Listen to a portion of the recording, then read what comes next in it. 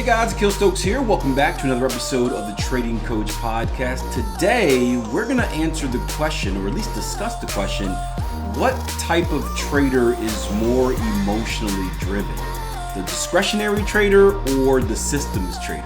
Now, before we hop into it, because I know I'm going to forget later, please take a second to leave a rating and a review for this podcast. It is the best way that you can support. Right now, we've been ranked the 7th best trading podcast out in 2023. It's really early in the year, but I want to keep moving up that ladder, and I'm going to need your support to help it happen. So leave me a rating, leave me a review on whatever app you're listening to this podcast at. Now, I was going through my Twitter feed today, just looking for different quotes. You guys know I have a growth mindset, so I love reading discussions. I love having the brain tickled. I love looking for inspiration. And I came across a very interesting one that made me think a little bit. And because it made me think, I'm going to share it with you because I do think it's a very interesting subject. And the quote was this, or the tweet was this, and we'll get into it in a little bit more detail. Full-on discretionary traders are often so invested mentally and emotionally in their trades, this makes losses hard to stomach. Systematic traders generally don't operate from that same headspace. They think data points, they think process, they think large numbers. And essentially, I interpret this as saying discretionary traders have a harder time dealing with trading emotions versus systematic traders. And just to take a step back, because I know we have new traders all the time joining the podcast. Thank you, by the way. We can break these things up into two categories, right? So think of, in general terms, the systematic trader as someone is basically trading like a mechanical system. So it doesn't have to be this way, but the easy way is like indicator based. So if this moving average crosses this moving average, or if this MACD is above the zero line, then I do this, right? Everything is 100% strictly indicator based, systemized, black or white, no ifs, ands, or buts. Basically, there's no thinking that you have to do about entering trades. Now, there's a lot of thinking in developing the system and testing the system and programming the system, all that fun stuff. But once you get to the point of actually trading, there's no thinking. Either it gives you the signal or it doesn't give you the signal. Discretionary trading is thought of in a different light. So kind of the polar opposite. This is more kind of, you go off a gut, you go off a feel, you go off of intuition, right? There's a lot more freedom in what you can do. You are an artist instead of, I guess, a technician or an engineer. And discretionary traders are often kind of, again, that they're, I'll get into it a little bit about rules-based, but typically they're thought of as having no rules. They kind of have complete freedom to come in and do what they want. Now, the idea is that, hey, when you're following something that is fully mechanical, that is systematic, you don't necessarily have those emotional pulls because you are kind of operating in the black and the white, operating in the 1 or the 0, right? If this, then that, if this, then that, right? You're not emotionally invested in any given trade because it's not really your idea, or at least that's what the thought process goes. Discretionary traders, on the other hand, they're thought to be more emotionally invested in their idea, where it's not just a trading idea, but there's a little ego involved where it's my trading idea. And because it's my trading idea, I have this attachment to it that maybe a systems trader doesn't necessarily have. And I can tell you from someone who has traded on both ends, that's not necessarily true on either end, right? So let's start with systems trading, for example. Yes, black or white seems easy, right? Either do it or don't do it, either enter or don't enter. If it gives you the signal, you take it. If it doesn't give you a signal, you don't take it. Seems very simple, right? But it's not that simple when real money is on the line because you still have to have a trust in what you're doing. I remember I traded a system before in the past. This is when I was a younger trader. I wasn't too driven to learn how to trade, so I was kind of looking for the shortcut, right? And the coaches that I was learning from, they had this system, and honestly, I thought it was the easiest way to plug and play, right? I quit 3 jobs to pursue being a full-time trader. It wasn't as easy as I thought, and I wanted to start making money. So I said, hey, while I'm learning this other stuff, right, I'm going to trade this system and I'll make money because the system is awesome. And I didn't develop the system. I learned later, I didn't really believe in the system. It didn't mesh with what my trading philosophy ended up being. Now, again, at the time, I had no idea I was supposed to have a trading philosophy. I didn't know that I even had one. This is stuff you learn in hindsight, but I was simply trading it because I thought it would make me money, not necessarily because I thought the system was actually a good one. Now, if you're someone that's developing your own system, if you're someone that is taking a system that kind of meshes with your thought process, if you've gone through the back testing process and you've grown that belief, that's a different story. But I wasn't 100% bought into that system. And because of that, I made a lot of errors, right? I followed the system. I was good and consistent in my discipline and in my trade execution, but it was very hard for me to deal with drawdowns, right? Because I would take a trade. I wouldn't necessarily understand why I'm taking a trade aside from, these 4 indicators doing this thing.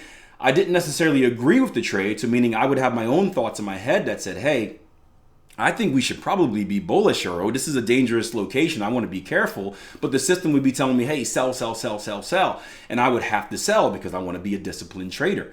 And what would happen is during the trades where I personally disagreed or I felt uncomfortable, when they lost, I would start feeling a little bit emotional. I would start losing confidence and belief in the system because I'm like, man, Akil, I knew it. I knew that wasn't a good signal, but you took it anyway. And it's not a big deal when it happens one time, but over the time that you're going to be trading the system, you're going to deal with losing streaks. You're going to deal with trades that don't go all the way to targets and reverse. You're going to deal with trades that stop you out and they give you signals that tell you you're going to stop you out, but you got to stick with it, right? And all these little things are going to chip at your belief system, right? So even though I was a systems trader, I got to the point over time where I found it very difficult to stomach losses because I was doing something that I didn't actually believe in, right? On the other hand, discretionary trading, right? You can get into a lot of trouble discretionary trading. I started my career as a discretionary trader, again, not on purpose, but I thought trading was as simple as, I go into the charts, open it up, I feel a little this, feel a little that, right? It was similar to when I was an investor, right? I don't want to say I was a discretionary investor, but as an investor, I didn't use technical analysis. I kind of made my investment decisions off of some numbers, but really it was feel. My investing mentor taught me a common sense approach, right? 1 + 1 = 2. Find the correlations, find the partnerships, I guess you can say, and make decisions based off that. So when I went into trading, I thought it would be the same way. I'd open up a chart. Again, I had no idea what I was doing, but I would play with trend lines, play with support and resistance, play with indicators. I would just kind of get a feel. Oh, this looks like it's going to go higher. This looks like it's going to crash. And I would make decisions off of that. And, I don't have to tell you guys, I blew up accounts pretty quickly doing so. And as I ventured on in my career of discretionary trading, what I learned was that, one, I did like discretionary trading versus systematic trading, right? I like having freedom. I like, again, it's like, trading is an art and a science. The science is all numbers. The art is the discretionary version where it's all kind of interpretation. I like being able to interpret, but being able to interpret, I guess, within a cage of rules. So I've adapted a discretionary trading style that is rules-based, right? If you look at the definition of discretionary trading, typically they say there's no strict rules. Well, I do believe you can have both. You can be a discretionary trader that has strict rules. And in my personal style, and the style that we teach over at Tier 1 Trading, is rules-based discretionary trading. Meaning you still have the ability to analyze the market and look at swings and interpret high momentum candles, low momentum candles, strong candles, weak candles, stuff like that. But all of those opinions are based within a set of rules. But the set of rules isn't so tight that it's constricting you. It's loose enough where it gives you a little bit of freedom to interpret, but ultimately the execution still has to be within your rules. And I found that way to be helpful for me because, again, my personality type is someone where if you give me all strict rules and if I don't believe in those strict rules 100%, it's not going to go well for me. I'm also someone that can't be trusted to to do whatever I want. So I need guidance. I need a box to kind of be within to know my boundaries. And what I liked about discretionary trading is we talked about the ego, the emotion earlier. Not that this necessarily plays a role in your trading, but it does feel good to kind of execute something where you've put into work, right? I trade something called advanced pattern formations, and I guess those can be considered discretionary as well, but they're pretty boring, right? I just draw out a X to A to B, B to C, C to D. I put an order on, and then they complete. They either win or they lose, right? There's not a lot of work that goes into them aside from finding them. Something like a structured trade where you're watching it for days and it comes down to a level that you called, and it gives you that candlestick, that rejection candlestick, and that higher high, higher close that you've been waiting for. Then you push the button. Something just feels like you put in work. And again, should you need that feeling to be a trader? No, not at all. Trading is all about making money. But for me personally, I found that, hey, that's something that makes me feel good. It motivates me, but it's also something that I believe in. So whether it wins or whether it loses, I don't feel bad about it. I don't second guess it because I know that I made that decision. And again, my personality type, I am fine living or dying by my decisions. I am not fine living or dying by someone else's decisions. I guess that's the whole control thing that a lot of entrepreneurs have. But the fact is, even though I'm a discretionary trader, I don't find myself being more emotionally involved. I actually find myself being less emotionally involved because I'm comfortable and I've accepted over the years living or dying by my own decisions. Before I place that trade and when it loses, I'm not upset. And honestly, going back to the systems days, I was more upset when the systems trade lost than I am now when my trades lose. So I don't think we can necessarily say it's a blanket statement that systematic traders are less emotional and discretionary traders are more emotional. It all depends on kind of what you're doing with each, right? If you are fully invested in the system that you developed, you can have no emotions. Well, we have emotions. We're human beings, right? Every time I say that, I think of Denise Scholl just yelling at me. We have emotions. We're humans. System traders, we can say that system traders, maybe if you've developed your own system, if you back test it, if you have a 100% belief in what you're doing, you're less likely to act on your emotions. Discretionary traders, right? If you have no rules and you have no idea what you're doing, then you're going to be a highly emotional trader no matter what, or you're going to act highly off your emotions.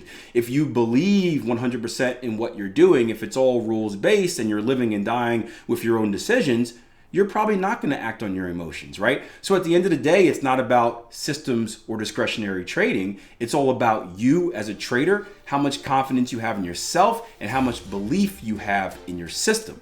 That's what makes the difference between whether you're going to be whether you're going to act off your emotions or not act off your emotions in the market. Hope you guys enjoyed the episode. Do me a favor, let me know what you think. It's a very interesting subject. I just put a poll on Twitter today. I'll try to put one under the Spotify podcast as well, but I'd love to hear your opinion. Maybe we can revisit this episode as well. So if you're watching this on YouTube, just shoot it in the comment section below. If you're listening to this on audio version, find me on social media at Akil Stokes RTM. Shoot me a DM and let me know what you think, right? This is just my opinion. I would love to hear yours as well.